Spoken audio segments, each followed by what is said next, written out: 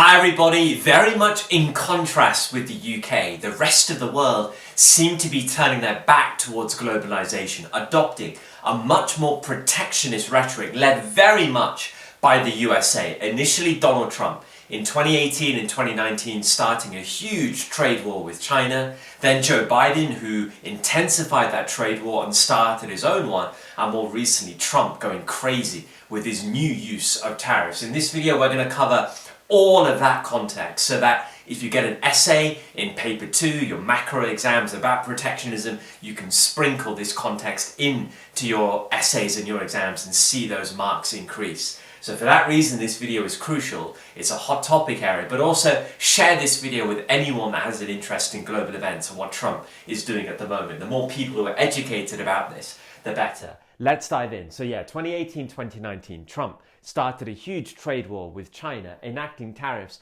on $363 billion worth of Chinese imports. All kinds of goods were targeted, pretty much all goods you can name, like for example, women's handbags, steel, aluminium, solar panels, rice, textiles, children's toys, electronic goods, vacuum cleaners, all kinds of things were targeted, with tariffs on average at 15%. And his reasons were quite widespread.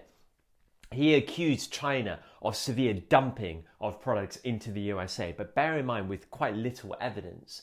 He accused China as a major reason why unemployment was rising and industries were struggling to survive in the USA. And he was very concerned about ballooning trade deficits with China. So he was using tariffs to try and deal with all of these issues. Joe Biden then came in and he intensified that trade war. He raised Trump's existing tariffs up to 25% on average. But he also started his own massive trade war, again with China, within climate industries, slapping on tariffs of 100% on any import of Chinese electric cars. He imposed 50% tariffs on the imports of lithium-ion batteries coming in from China. These are batteries that go into electric cars, but also go into electrical appliances. He imposed 50% tariffs on the imports of semiconductor chips coming in from China. Chips that go into electrical appliances, electrical goods, but also go into AI-related technologies. And he imposed 25% tariffs on the imports of solar panels coming in from China. This is very much infant industry argument. Joe Biden was very concerned that China were becoming or are becoming the global superpower within climate industries, which we know are going to be the growth industries of the future. He didn't want that to be the case. He wanted the US to have a foothold in this market as well. So very much infant industry here. But also he accused China of severe unfair trade practices within those industries. Heavy subsidies come to mind, competitive devaluations come to mind, massive tariffs imposed on the imports of these kind of climate-related goods coming in from other countries. He wasn't happy about that. So started his own trade war with China there. Since then, Trump has gone berserk, hasn't he? Since his inauguration in January 2025, he's gone absolutely crazy, threatening massive tariffs on the imports of everything coming in from Mexico and Canada. He's relented on that. 3 times he's threatened those tariffs, but he's relented now with more targeted tariffs coming in on imports of goods from Mexico and Canada.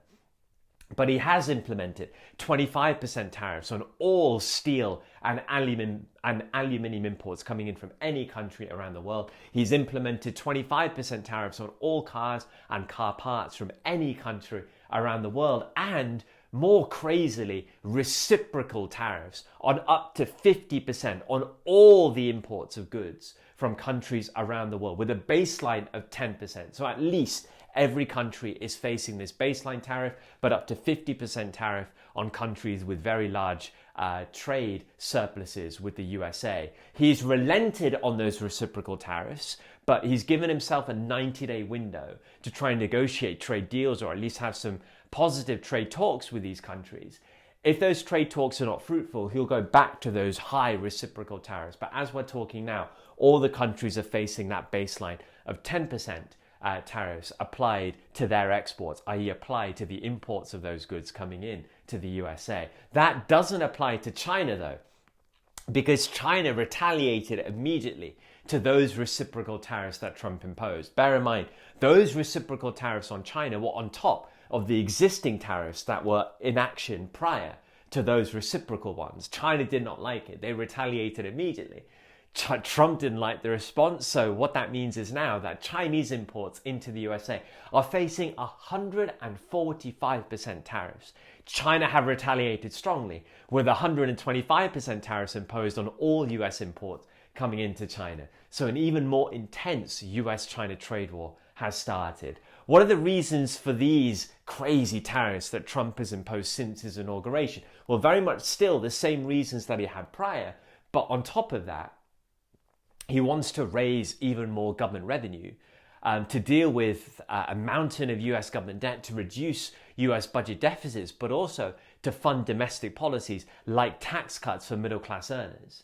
But also to encourage inward investment. He said many times that, look, US companies or companies generally operating outside the US, if you don't want to face these tariffs, operate within the US, sell to the US market from within, you won't face these tariffs. So to encourage inward investment is another one of his reasons. Is any of this going to work? Well, instead of just using words and using rhetoric, we can use evidence, can't we? We're economists. We don't need to go a long way back into the past to see evidence of whether tariffs and trade wars work. Just go back to Trump's initial tariffs on China in 2018 and 2019. Many years have passed, much evidence has been gathered. We can see what the impact is going to be from these tariffs if Trump goes ahead by seeing what the impact was when Trump enacted his tariffs on China back then. And the evidence is stark.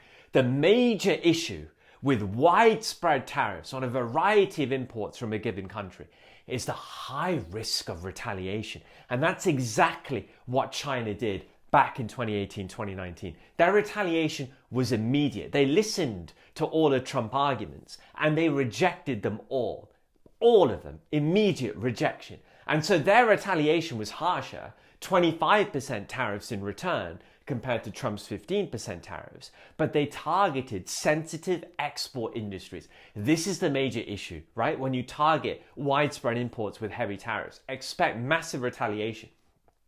You're offending countries. They're going to go harder back on you and they're going to try to hurt you by targeting sensitive industries. So China targeted the US soybean industry, the number one value export for the USA. They targeted the US car and oil industry, juggernauts of economic growth in the US. Engines of economic growth in the US were heavily targeted. But also major US icon brands like Harley-Davidson bikes, Levi's jeans, bourbon whiskey were all targeted, dragged into this trade war despite having nothing to do with it in the first place. And the end result of that is nobody wins in a trade war.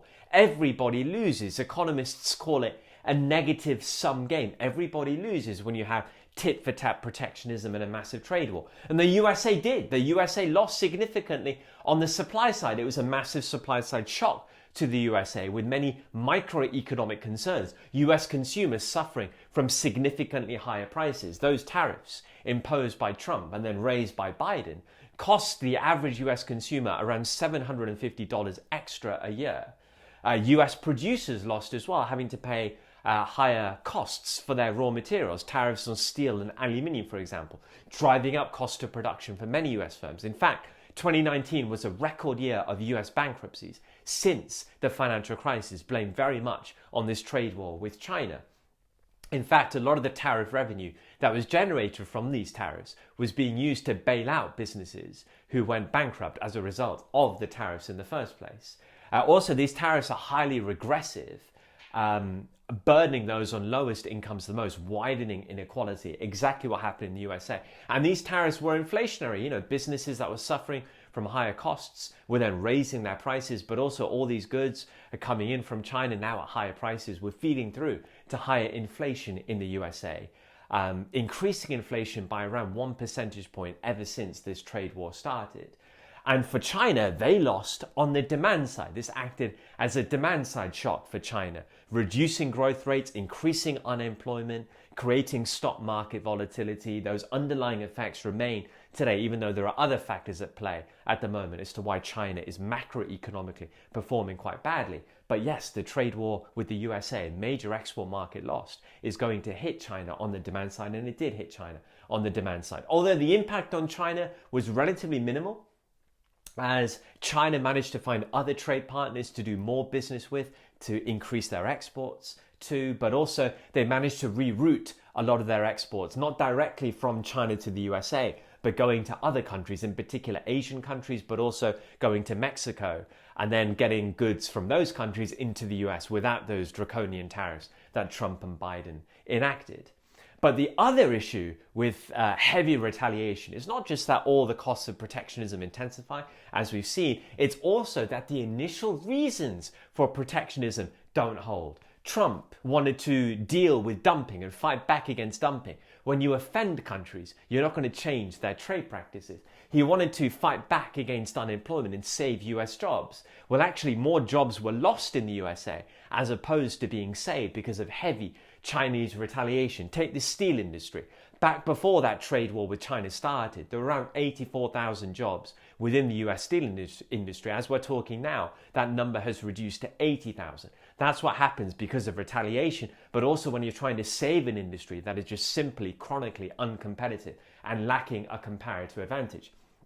He wanted to reduce the trade deficit with China. Well, every year up to COVID, the trade deficit with China increased. Yes, there was more export revenue loss than there was a reduction in import expenditure, again, because of heavy Chinese retaliation. And since then, the trade deficit with China has reduced, but you can blame COVID for that. And also, as China have rerouted their goods, the trade deficit directly with China is going to look lower.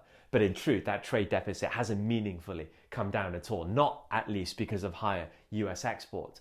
Exactly the same will happen again if Trump does go ahead with these crazy high reciprocal tariffs. He's paused them at the moment, hoping for a positive outcome with trade talks with many countries around the world. But if he does go back to these, the same thing will happen. Countries are going to retaliate very, very strongly. They've already threatened that. And as a result of that, all the other costs of protectionism will intensify. Higher prices will occur for US consumers. I've seen some reports saying that these kind of reciprocal tariffs will drive up prices for consumers to the point where they're going to be spending something like $1,400 a year more in their general consumption as a result of these tariffs, which is absolutely crazy. The impact on quantity of choice will be very, very severe. The regressive impacts of the tariffs will be even more severe. The higher costs of firms will, of course, occur. The inflationary impact in the USA will be intense as well. All those costs will intensify. But again, the initial reasons for protectionism won't hold as you get into essentially a global trade war. So look at his other reasons too, like raising government revenue. Yeah, but who's paying those tariffs? It's the US consumer. It's the US producer. Is that really a worthwhile trade-off? He wants to encourage inward investment. Well, would you want to, as a business, invest in the USA when you're facing many retaliatory tariffs from countries outside? If you're going to struggle to export from the USA, that's a reason maybe not to invest in the USA. But also, if firms do invest in the USA, are they going to be competitive given the high cost environment of doing business within the USA? That's another good way to evaluate that argument right there. And also, if you're a business right now in the US, you're more inclined to leave the USA, aren't you? To get away from those huge tariffs that Trump has imposed. So the likelihood of this happening on large scale is also quite low.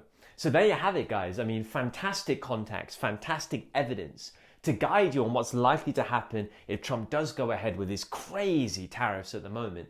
What we do see is a huge trade war with the US and China. It didn't work in the US's favor back in 2018, 2019. It won't work in the US's favor now. So imagine if an essay on protectionism comes your way, you're able to use these stats to back up your arguments in favor or against protectionism. Examiners are going to love you for it. So hopefully you've taken all this in. You can use it in your essays. You've shared it for just general wider interest as well to people that might be interested in this. But thank you so much for watching. I can't wait to see you in future videos, which are going to be amazing too. See you then, guys. Thanks for watching.